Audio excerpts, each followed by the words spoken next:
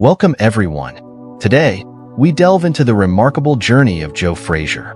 From his early days in Philadelphia to his ascent as a boxing icon, and his impact both in the sport and beyond, there's a wealth of stories to explore about this extraordinary athlete. Before we begin, make sure to subscribe and give this video a thumbs up so that YouTube can recommend it to more viewers. Let's jump right in. About Joe Frazier's early life. Born on January 12, 1944, Joe Frazier was the 12th child of Dolly Alston-Frazier and Rubin Frazier in Beaufort. He grew up in Laurel Bay, a rural area in Beaufort County. Frazier fondly recalled his close relationship with his father, who would carry him across their 10-acre farmland to the still where he made bootleg corn liquor, and into town on Saturdays to buy essentials. Nicknamed Billie Boy, Frazier experienced a challenging upbringing. His father, Rubin, had lost his left hand and part of his forearm in a tractor accident the same year Joe was born. This accident occurred after a violent altercation with a friend named Arthur Smith, who shot Rubin and Dolly. Despite the challenges, Frazier's parents worked their farm with 2 mules, growing cotton and watermelons on less than ideal land. About Joe Frazier's introduction to boxing. In the early 1950s, Joe Frazier's family acquired a TV, attracting locals to watch boxing matches. Inspired by his uncle's prediction that he could become a great boxer like Joe Louis, Frazier began training. After being bullied, he made a makeshift heavy bag from a burlap sack filled with rags, corn cobs, a brick, and moss, hitting it daily for hours. About Joe Frazier's early work. At age 15, Frazier worked on a farm where he witnessed the abuse of a black boy by a white man. After reporting the incident and facing a confrontation, Frazier decided it was time to leave Beaufort. He saved money working at a Coca-Cola plant and eventually moved to Philadelphia in 1959. About Joe Frazier's departure for Philadelphia. Frazier's move to Philadelphia marked a new beginning. He described his departure as a quiet bus ride through the night, starting his new life at the age of 15. About Joe Frazier's career. Amateur boxing. Frazier won the Golden Gloves heavyweight championships in 1962, 1963, and 1964, losing only once to Buster Mathis. Despite losing to Mathis again at the 1964 U.S. Olympic trials, Frazier went to Tokyo as an alternate and trained diligently. He replaced an injured Mathis and won the gold medal, despite injuring his thumb during the competition. About Joe Frazier's 1964 Summer Olympics. In Tokyo, Frazier defeated opponents from Uganda, Australia, and the Soviet Union.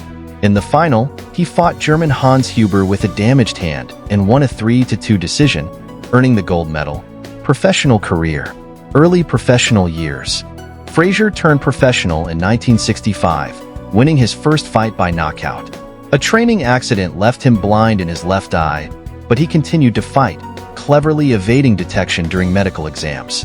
In 1966, trainer Eddie Futch joined Frazier's team, refining his style and emphasizing a bob-and-weave defense.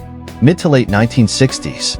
Frazier's career took off in 1966 with a close win over Oscar Bonavena and a notable victory over George Chuvalo.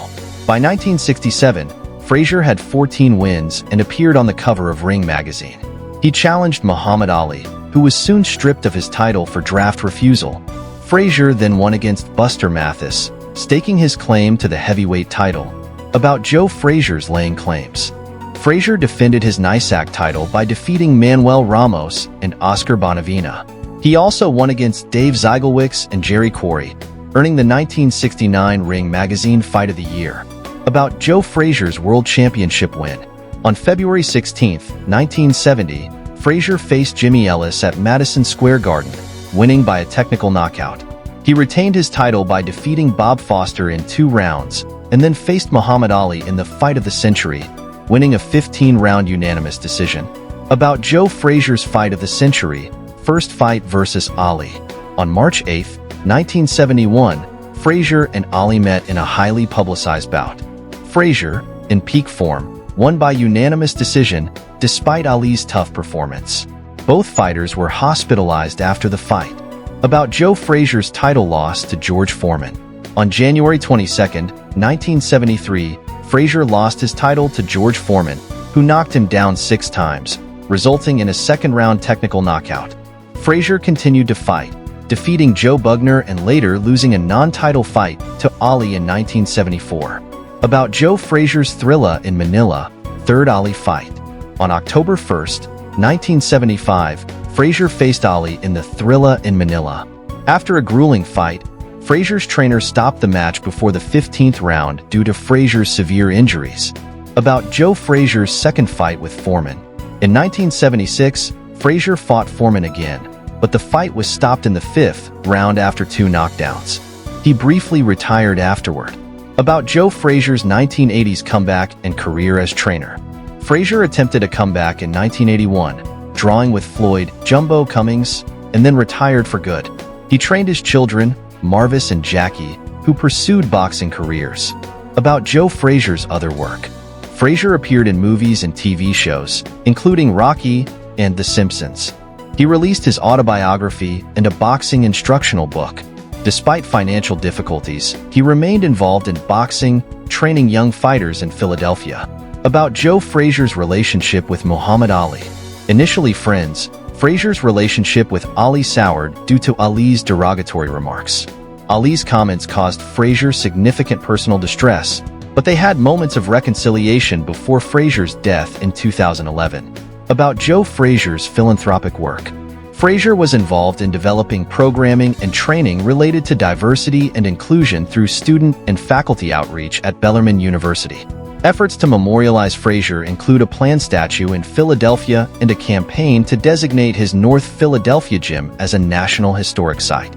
About Joe Frazier's personal life. Frazier married Florence Smith in 1963, and they had 5 children before divorcing in 1985. He also had 2 more children with Rosetta. His son, Marvis Frazier, followed in his footsteps as a professional boxer. At his death in 2011, Frazier was survived by his partner of 40 years, Denise Mins, and 11 children. About Joe Frazier's death.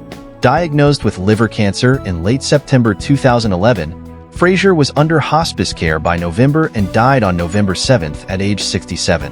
Muhammad Ali expressed his respect and admiration upon hearing of Frazier's death. His funeral was attended by notable figures, and Floyd Mayweather Jr. paid for the services. Frazier was buried at Ivy Hill Cemetery in Philadelphia. A statue in his honor was erected at Xfinity Live, Philadelphia in 2015. About Joe Frazier's house. Frazier's early life was spent in a modest home with 11 siblings, with the house elevated to prevent flooding. Beyond boxing, Frazier pursued musical interests, forming the soul funk group Joe Frazier and the Knockouts in the late 1970s. They toured extensively, including performances in Ireland. Despite his achievements, Frazier was never officially honored by Philadelphia during his lifetime, but his legacy endures both in the ring and beyond. Thank you for joining us today as we explored the multifaceted career and life of Joe Frazier. Please like, comment, share, and subscribe to our channel for more content like this. See you in the next video.